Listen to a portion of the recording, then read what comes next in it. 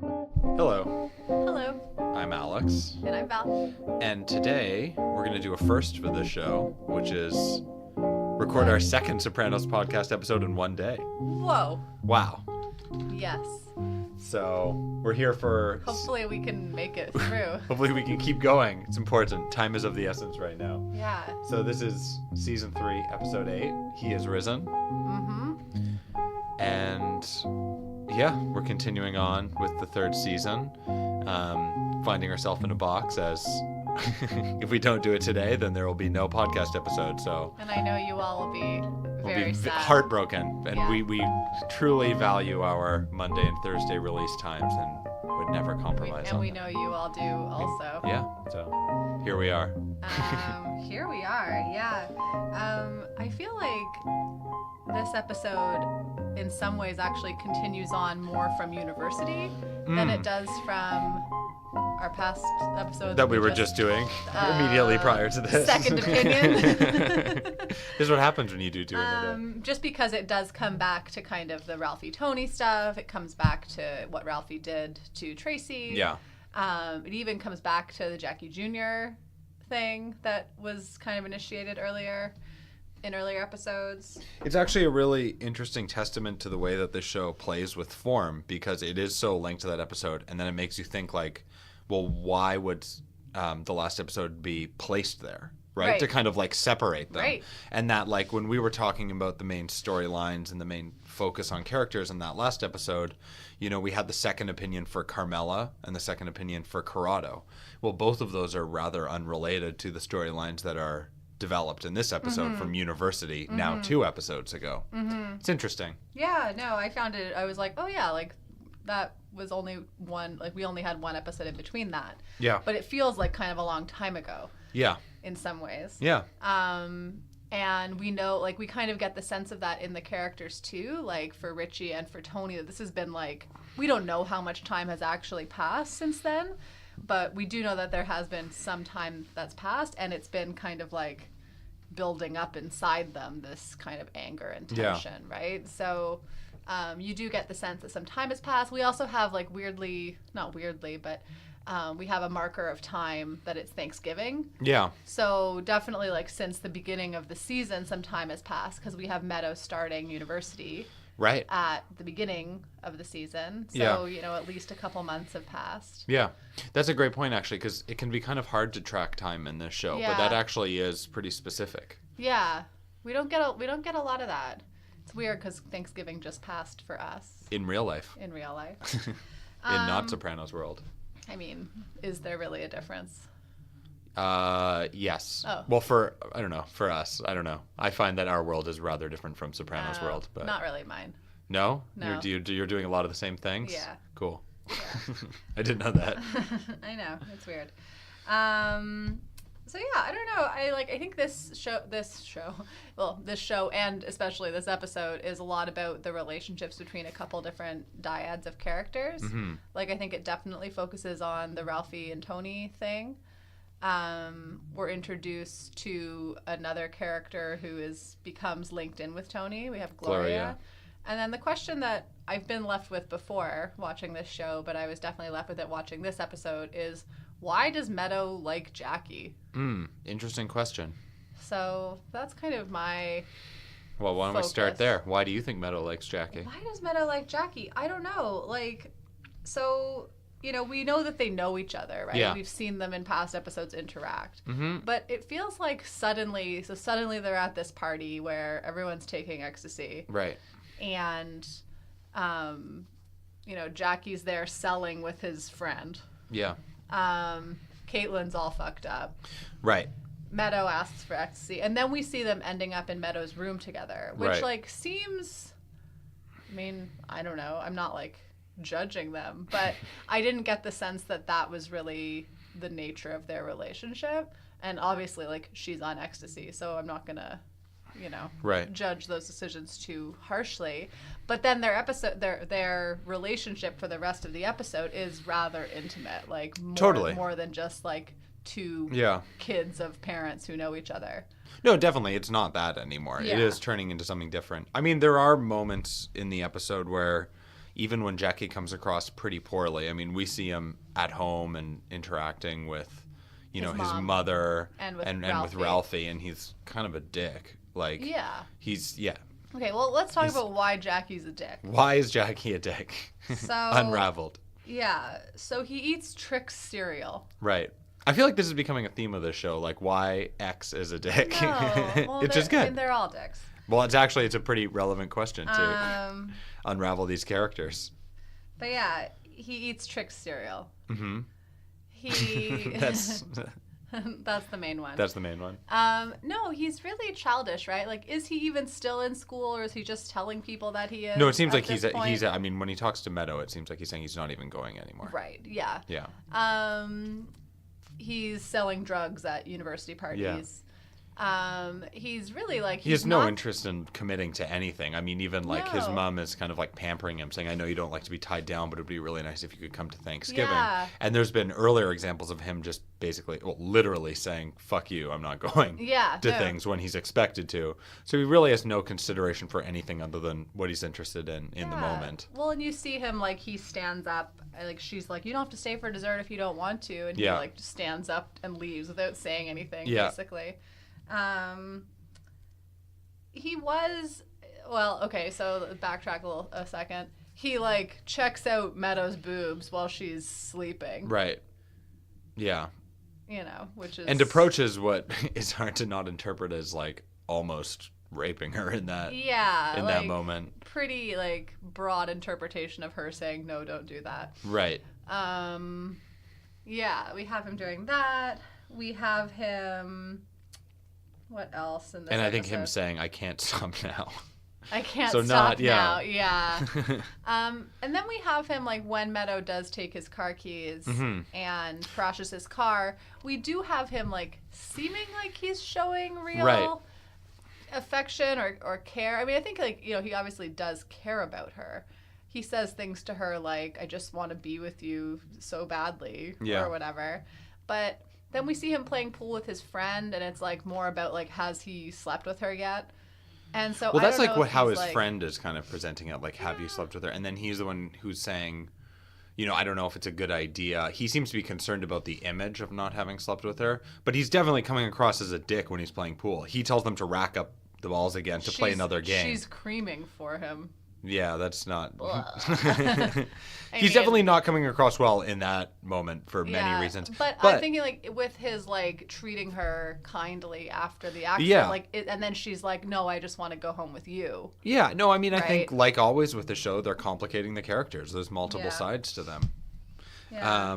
But that doesn't really answer our question of why does Meadow like him, because he seems like a real dick. Well, I mean, it's hard to completely unravel, but, I mean, I guess...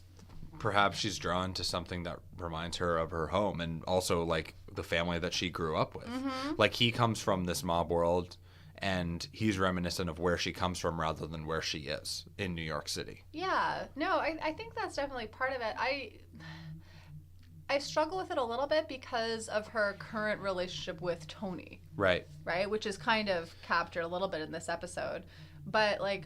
Why would she be drawn to someone who comes from that same, whatever, like worldview or something like that? I feel like there's like not enough to like really answer that. I feel like anything I could come up with would be like just total conjecture. I mean, I don't know. Maybe she knows that it would upset him to be with somebody who comes from the same world. You could come up with a lot of theories, but that's really all that it would be. Totally. And I don't think that we have a window in or enough dialogue to back up like why she would choose Jackie. But, I mean, I think we can make some pretty educated guesses about why that would be. Yeah, like when he says something about, like, "Oh, don't tell your dad about the ecstasy." She's like, "I don't even talk to him anymore." Yeah. And then she takes ecstasy. So, like, there's definitely, like, I feel like she is, like, actively, like, same with when she was with Noah, like, there is an element of her relationships being, like, a point of rebellion. Right. And so... Interesting. At least that's how I see it. And so in some ways, like, it is, because I don't think that... Carmela definitely does not approve of the relationship. I don't think Tony would either. Interesting. Okay, but then here's a question. More than he would with Noah? Right. I mean, he would probably be more okay with it than with Noah. Probably. But Tony, like, we also have insight into, like, how Tony feels about Jackie, right? Because it, like, he sees it kind of as his role to make sure that his father's wishes were carried out, right? That he like doesn't get involved in this world, and then he goes to school and blah blah blah. Right. I love the scenes between, and we see more of them later, the scenes between Ro and Carmela, where like Rosalie's really excited about this prospect, and Carmela's like, oh God. No. Yeah. Yeah, and I think that's an interesting relationship, and I guess like we'll see how it plays out. Yeah. This season. Yep, we will see. But they also, like, the other thing, like, is with Meadow is the kind of, like, flashback that we get with her when she's in the kitchen. She's kind of obscured by Carmela when Carmela's taking the turkey out. Mm-hmm. And then Carmela moves away and, like, reveals Meadow, basically. Like, you really can't even see her behind there at first. And then Tony sees Meadow holding this tray of bread and flashes back to when Tracy was coming and bringing him that tray of bread. Yeah. Whatever kind of banana bread. I don't know. And there is reference to, like, when they're talking about what Ralphie did, there's, like, there was multiple mentions to, like, it wasn't your blood, it wasn't related to our marriage. And then Ralphie says, like, I could understand if it was his daughter. Right. So they are like tying her into that character. Yeah. Very, I mean, like over the top doing that for you. But yeah. I mean, they definitely, and we talked about the connection between Caitlin, Tracy, and Meadow in the episode University, but the actual use of a flashback in this episode is about as heavy-handed as the show ever gets. And it's rare. We don't see flashbacks all that often. Totally. But we do here. We see a flashback of Tracy when he sees Meadow, and he actually goes to her and says, like, if I really anything love ever happened to you, and is kind of left there. But it is an interesting thing to think about, because it does enter into the realm of, like, okay, well, why are all these characters actually concerned about how this is unfolded? Mm-hmm. And it's actually more about the rules of her not being blood than the violence that happened against this woman. Right. And so, like the lines that, that you were saying, like Silvio saying Tracy's not related to you by blood, and she's not your Guma, and then he's got a legitimate beef, which I think introduces this really interesting thing about what are these characters actually worried about? And are they worried about, like, the evil that was put out there of killing this woman over nothing? Or are they worried about their standing and their machismo and their, like, following of the rules? I think probably the latter. I think definitely the latter, because I think it's evolved into that. And I mean, we had Tony... it's not about that. It's all about, again, like, respecting the Bing. It's all about, like, just like you're standing, you're whatever, like, being rude, right? Yeah. Like, Richie apologizes for being rude in his, like, very childish apology. Ralphie, we'll talk about, not Richie. So easy, I know. It's so easy to mess that up. I know. I know. I'm sure. I know I have. You've caught me, and I'm sure I've done more than just that one time. So, apologies. But I lost my. It's interesting though. I mean, because like Tony, right after it happened, was in an appointment with Melfi, and he seems to be really torn up about the young man who died. In that. What Melfi then interprets as being in a garbage compactor in the last episode, but actually he never said that.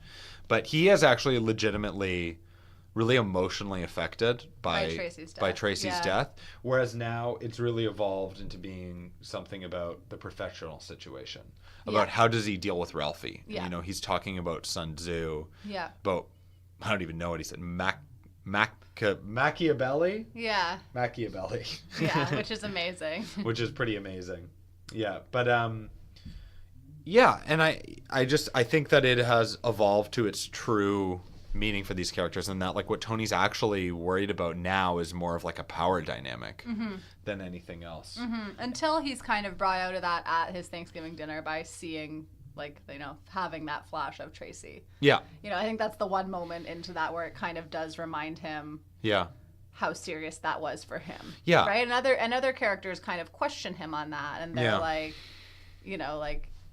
it was not your, like, again, like with like it's not your blood. Yeah. Like, you know, you just have to let it go, kind of thing, right? Other characters are kind of like, you just need to solve this like business issue. Yeah. It's not about the morals. It's not about what's right. It's just about like. The question though that I was really asking myself throughout the episode is, why is Tony taking it this way?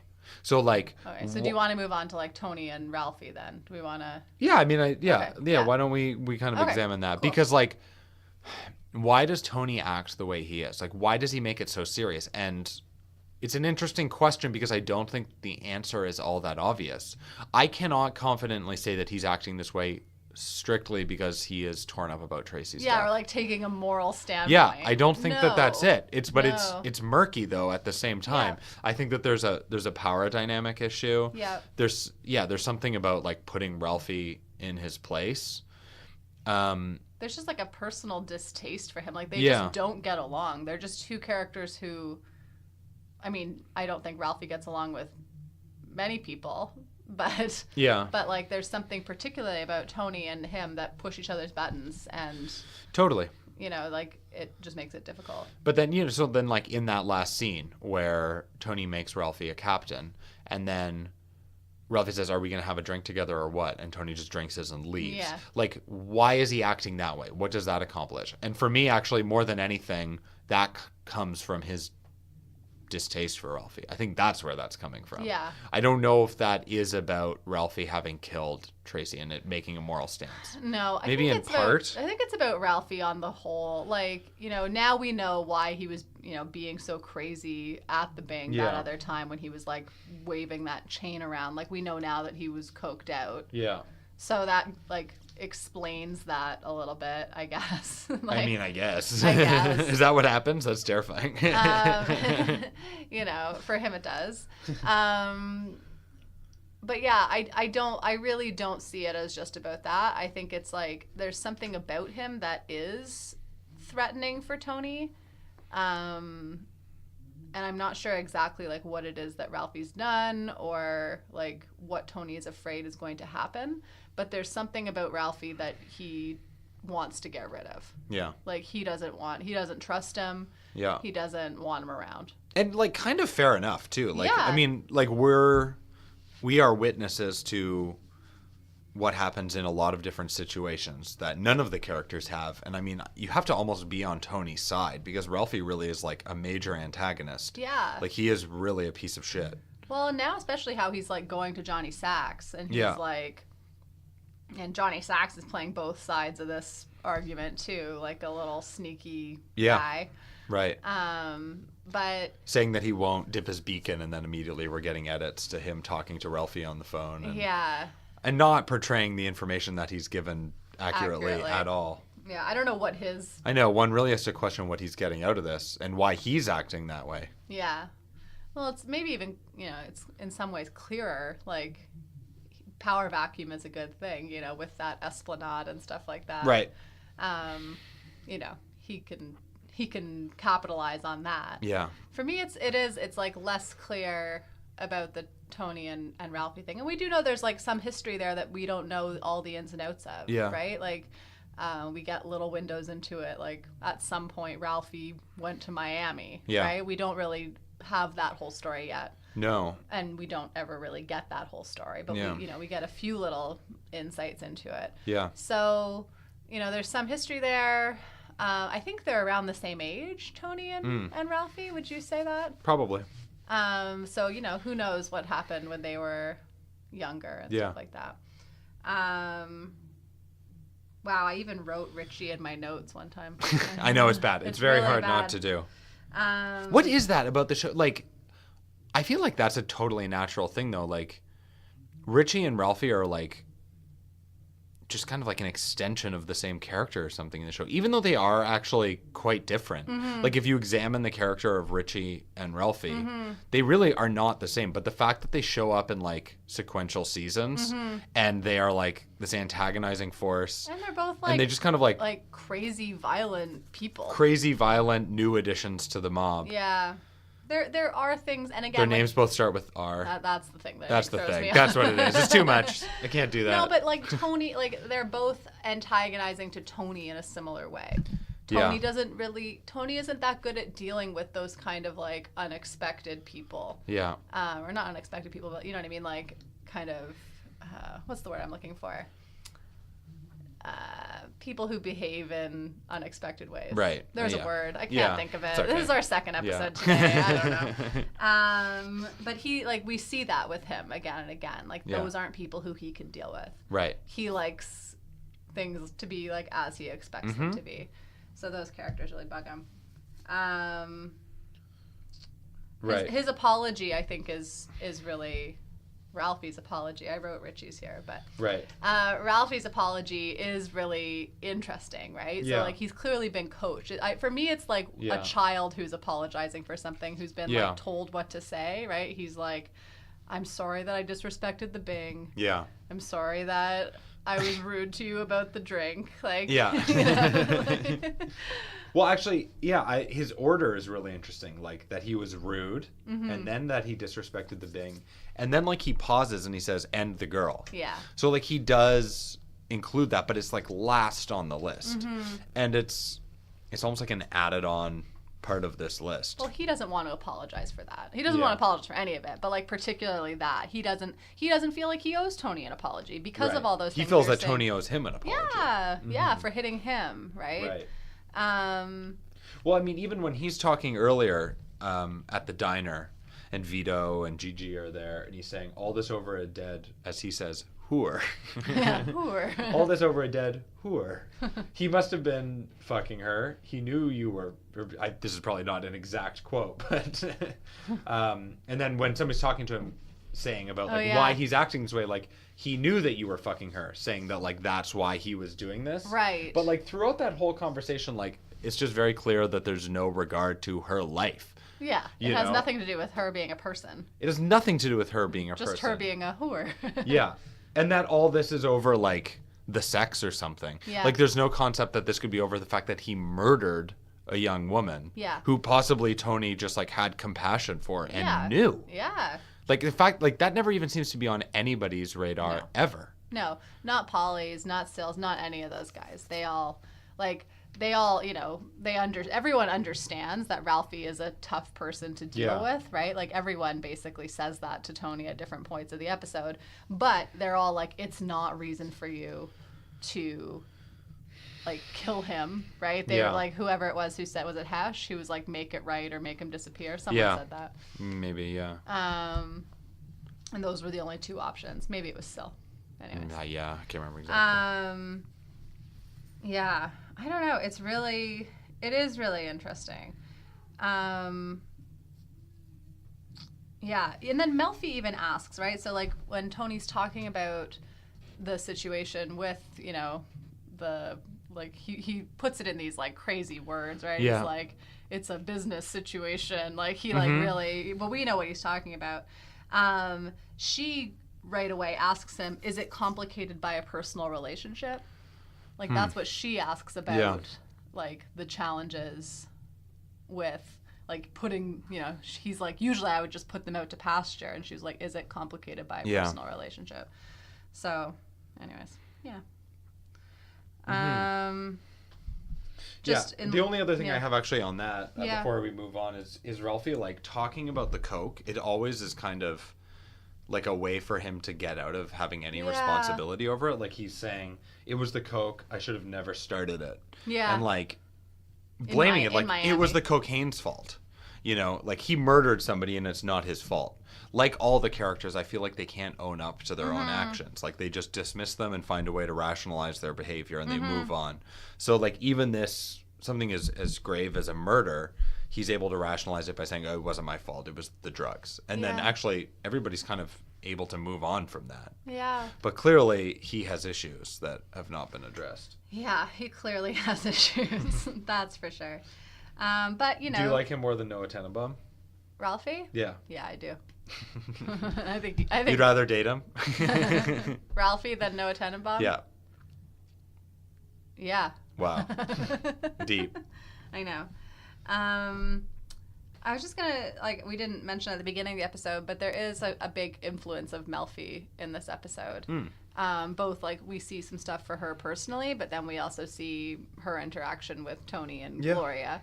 But her personally is kind of interesting too, because when Tony does come back for his appointment after her double booking, we'll talk about that, her double booking him with another patient. Yeah. He comes back, and it's the first time we see her office kind of like at night. It's really dark in there. And then Tony asks to walk her to her car. Yeah. And I think it's incredible acting on the part of Lorraine Bracco, who, is that right? It's like, that came out of nowhere. Lorraine Bracco. And you can see her kind of reel from it, but then remain really calm. Like, just be like, no, thank you. I have some work to do. But then we see her later in her own her own session with Cooperberg, talking about how she was almost crying in his arms or something like that. So I really liked that sequence of events, because it does really show us, again, it's like, from whose perspective are we looking at things, right? We talked about in our last episode how Melfi in some ways is kind of an enabler of Tony as well, with the, how far she pushes him or not. Yeah. In this episode too, like, she seems more like interested in what, like, she kind of wants to know the gory details, it seems, that sometimes. Well, now that we've seen Krakauer in the last episode, I mean, there's definitely like a huge difference between her approach and his. Yeah. So we're more privy to the spectrum that could exist within psychotherapy. And then, of course, we see Cooperberg. Yeah, also different. Who's the worst. Worse than Noah Tenenbaum. No, I mean, like, he's better than Noah Tenenbaum. But I would think, like, if I were Melfi, I would be like, I need to see a different therapist than this guy. This guy sucks. I really would. Like, he's terrible. He's terrible. Peter Bogdanovich is pretty cool, though. He's amazing. Yeah. Sorry, I shouldn't just be saying names. That's the actor who plays Elliot Kupferberg, is actually like a pretty acclaimed and like important film director. Yeah. Who actually, there's a great interview between Peter Bogdanovich and David Chase. That's really easy to find on YouTube. That's worth checking out, where they talk about some of these things. Even put a link to it. Wow. Maybe this time they won't take it down before we go to publish our episodes. I know. The other thing we get from Melfi is the fact that she double booked Tony and Gloria. I don't know, like, it's interesting, like, from a Freudian or like a psychoanalytic perspective, right? There is no mistakes, right? They're all kind of like Freudian slips. Right. There's another word for it when it's your action, but it's like your subconscious is, there's some reason why you made that error. Yeah. And so, for some reason, she ended up with Tony and Gloria both coming at the same time. Right. I don't know how many patients she sees. I don't know, I don't know. Again, we start to learn more about Gloria in coming episodes, right? But I'm not saying that Melfi was conscious of bringing both of those characters there at the same time, but I think she would even be self-evaluating that, and you could see it in her face, like she's kind of like confused, like perplexed, and trying to figure out how that could have happened or why that could have happened. Which I thought was interesting. And then, of course, so Tony gives Gloria his appointment slot. Yeah. And then later goes to her Mercedes dealer after seeing a really weird Mercedes commercial on TV. That was a weird commercial. Yeah. But maybe that's what the early 2000s were like with car commercials. I guess so. I don't know. Yeah. And so anyway, so we're introduced to this new character of Gloria. Who we will continue to learn about. Yes. It's funny how late in the episode, like we were introduced to her early in the office, and then it's not till almost like the last 10 minutes of the episode that Tony goes to the dealership, sees her, and they end up somehow on his Stuttgart, boat. With her canceling her appointment with Melfi. There definitely seems to be something like rather toxic about the relationship. For sure. And also, like, we're establishing again that Tony is just this chronic philanderer. Yeah. Like, there's just really, at this point, there's little hope that would ever change. Yeah. Because he just continues, demonstrating the same behavior. It's interesting, and maybe we'll like revisit this as we get to know Gloria a little bit better. But like, why is Tony drawn to her besides the fact that she's beautiful? Or is there nothing besides the fact that she's beautiful? Because he does say to Melfi, like, why would a girl like that need to come here? Right. She seems to have a sense of humor when they're just in the waiting room, but I mean, it's small things. It's surfacey. I think he kind of likes the damage, like that there's clearly something damaged about her. Maybe. Yeah, I don't know. Ducks at the end while they're on Stugatz. Duck sounds too. Duck sounds. I think they might actually be seagulls. Actually, yeah. But the sounds are definitely ducks, and they've used that sound before at key points. Yeah. So. Yeah, so I don't know what that means. I think there's just kind of some like a foreboding sense about the whole thing for me. As somebody, I think it was our friend Todd over at AV Club was pointing out that the first drive that they do, they're driving against this large directional arrow. Right. They're driving like against the arrow. So there's something that's kind of like against the grain and incorrect, like right from the beginning of their relationship. Todd's not really our friend. We don't know him. Yeah. Yeah. But he did say that. You're right. Yeah. One thing that I just wanted to point out was the weird art in Rosalie's house. There's like my God. There's like a weirdest art of all time. Hobo clown. Hobo clown. Yeah, I love. Is that appropriate to say? That is actually that's exactly the right thing to say. Okay. Hobo clown. That could not be more accurate. Okay. I love unpacking art in this show. I know. And I think typically it really does reflect characters. But what the fuck does a hobo clown picture mean? I don't know.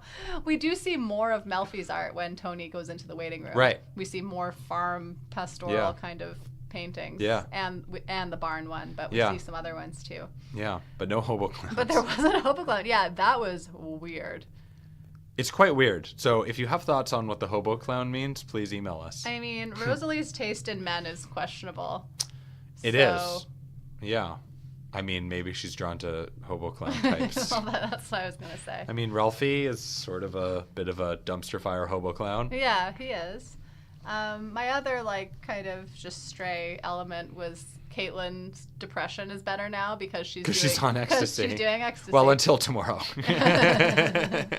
We'll see how that goes. Yeah, well, Meadow falls right asleep after taking ecstasy, so it seems like they're, it's perhaps, not that strong.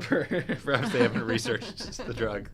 Yeah, the show writers should have maybe done a little bit of research on that. And from my understanding, those are two things that are problematic. But. Yes, a little bit.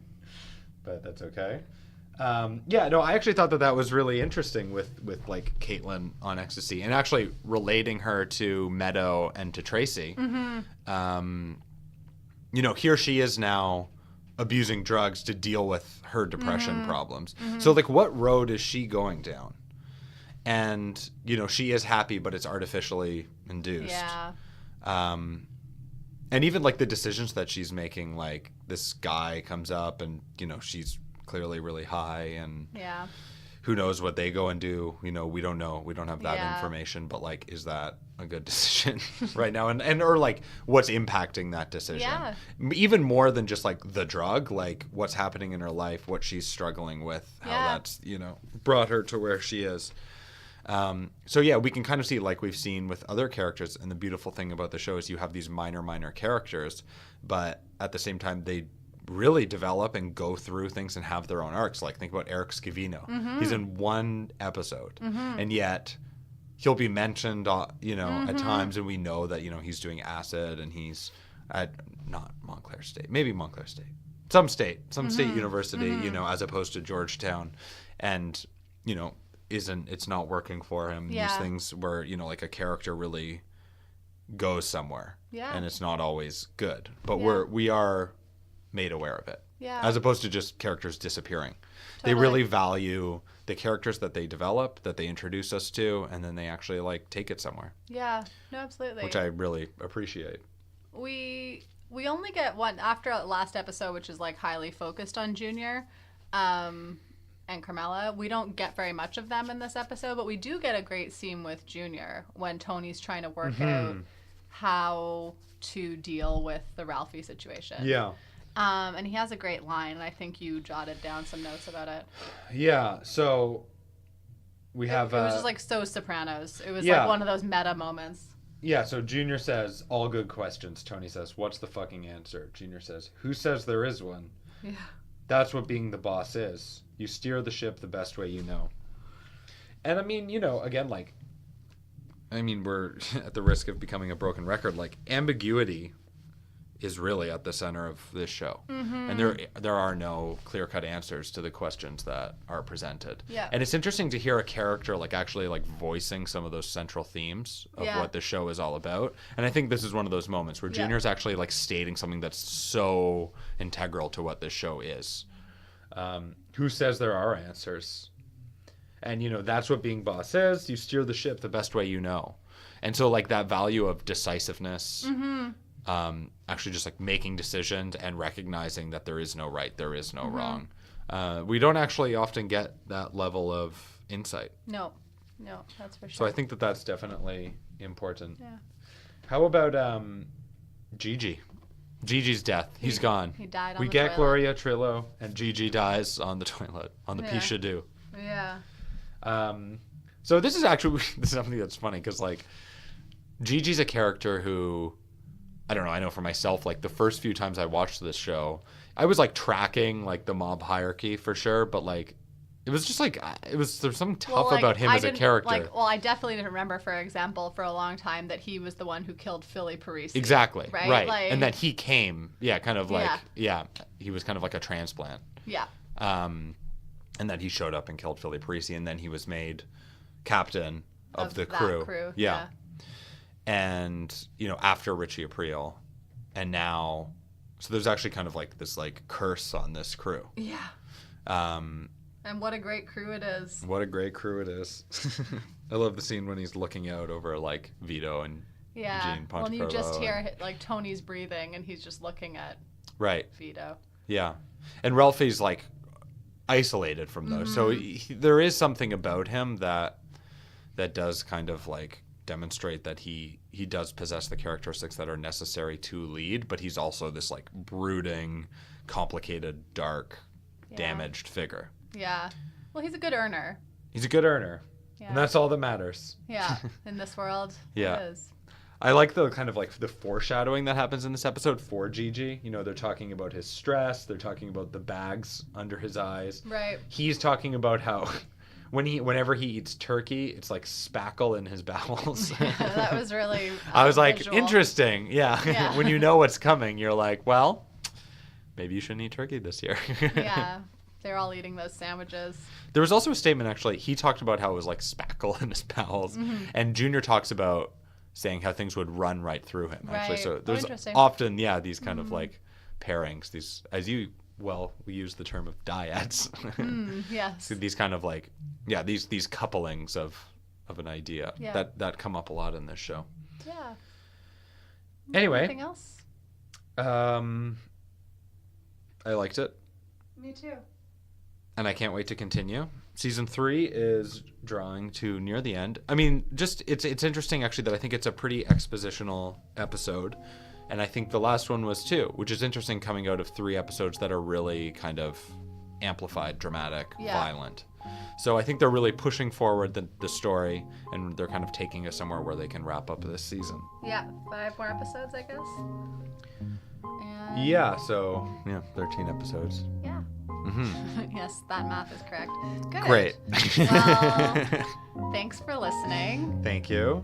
If you're enjoying the show, rate and review. We really appreciate it. Email us. We'd love to hear from you. Yeah. And enjoy watching the best show. Yeah, enjoy.